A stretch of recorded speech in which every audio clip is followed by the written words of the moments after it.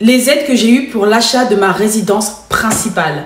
Hello ma belle, j'espère que tu vas bien. Moi c'est Marie Kertia de MK Audace. Sur ma chaîne, je te donne des conseils sur l'investissement, sur le business, sur l'immobilier. Je te donne des conseils pour t'éduquer financièrement et je t'invite tout de suite à me rejoindre en t'abonnant et en likant cette vidéo parce que sur ma chaîne, on va s'amuser. Tu vas t'éduquer chaque jour avec toutes mes vidéos et tout le contenu que je vais te partager ici même. Alors aujourd'hui, j'ai décidé de faire cette vidéo pour vous expliquer en grand et en large les aides qui m'ont permis d'acheter ma résidence principale. Alors pour la petite histoire, en 2023, j'ai enfin sauté le cap. Après avoir investi dans l'immobilier et acheté des biens en 2018 et en 2019 que j'exploite actuellement pour un appartement en location courte durée et pour l'autre appartement en location longue durée, je me suis dit... Ah ça y est, j'en ai marre de payer un loyer. J'ai fait le calcul et je me suis rendu compte que depuis que je suis partie de chez mes parents, j'ai dépensé 150 000 euros. Non mais tu te rends compte? 150 000 euros que j'ai dépensé dans mon loyer.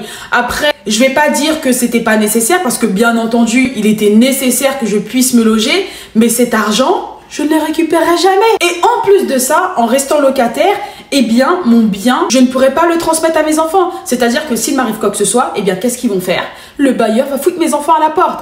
Donc, après mûre réflexion, je me suis décidée enfin en 2023 à acheter ma résidence principale. Donc j'ai acheté un appartement en VFA. C'est une vente en état futur d'achèvement. Donc j'ai acheté mon appartement sur plan. La première aide que j'ai pu bénéficier lorsque j'ai décidé d'acheter ma résidence principale, j'ai reçu une subvention de l'État. Il faut savoir que jusqu'à fin 2022, l'État permettait aux 20 000 premières personnes qui faisaient la demande de bénéficier d'une subvention à hauteur de 10 000 euros. Et tiens-toi bien, cette subvention, c'est un cadeau. C'est-à-dire que je n'ai rien à rembourser sur le montant qu'ils m'ont versé.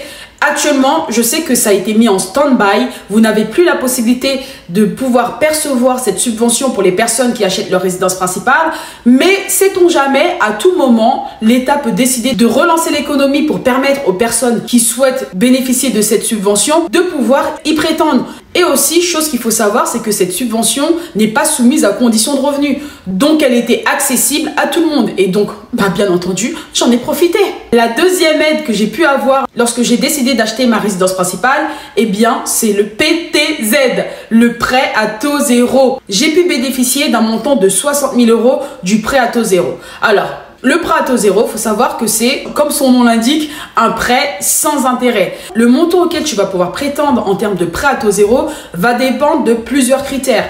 Dans un premier temps, on va tenir compte de ton revenu de référence fiscale. Ensuite, le second critère, ça va dépendre de ta composition familiale. Le troisième critère va dépendre de l'endroit où tu achètes ton bien. Donc, tous ces critères réunis vont pouvoir te permettre de connaître le montant auquel tu es éligible pour le prêt à taux zéro. Attention, depuis avril 2024, les conditions d'obtention du prêt à taux zéro ont changé. Dans un premier temps, il faut que tu saches que si aujourd'hui, tu décides de faire construire ta maison individuelle par un promoteur tel que Maison Pierre ou bien un autre, eh bien, tu ne pourras plus prétendre au prêt à taux zéro. Et pour les autres conditions, eh bien, je pense que je vais te préparer une autre vidéo où je te parlerai en long et en large du nouveau prêt à taux zéro. Et si tu as des questions par rapport à ça, mets-le-moi dans les commentaires parce que comme ça me donnera encore plus de force pour pouvoir te préparer cette vidéo. Et la troisième aide dont j'ai pu bénéficier pour l'achat de ma résidence principale, eh bien, c'est moi-même.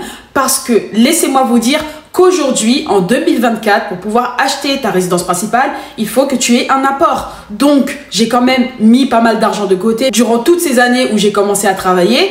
Et cela m'a permis de constituer un apport. Parce qu'aujourd'hui, j'entends beaucoup de bêtises. J'entends des personnes qui disent à d'autres personnes, tu peux acheter aujourd'hui un bien immobilier et te présenter en banque et la banque peut te prêter de l'argent sans apport. Eh bien, sache que c'est complètement impossible. Et ça, c'est véridique. Je travaille moi-même en banque, je suis conseillère, j'accompagne des clients professionnels dans leurs projets pro et également dans leur vie personnelle.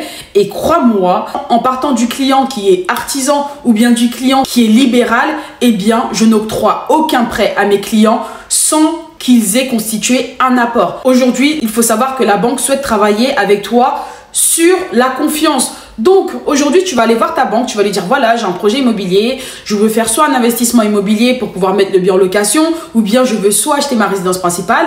Ok, d'accord, la banque elle va t'écouter. Ensuite, tu vas lui présenter ton dossier. Elle va voir que tu travailles depuis 2 ans, depuis 3 ans, depuis 5 ans, depuis 10 ans. Et elle va voir que tu n'as aucun apport. Elle va se poser la question à se dire pourquoi madame ou bien monsieur, pendant toutes ces années, vous n'avez pas mis d'argent de côté.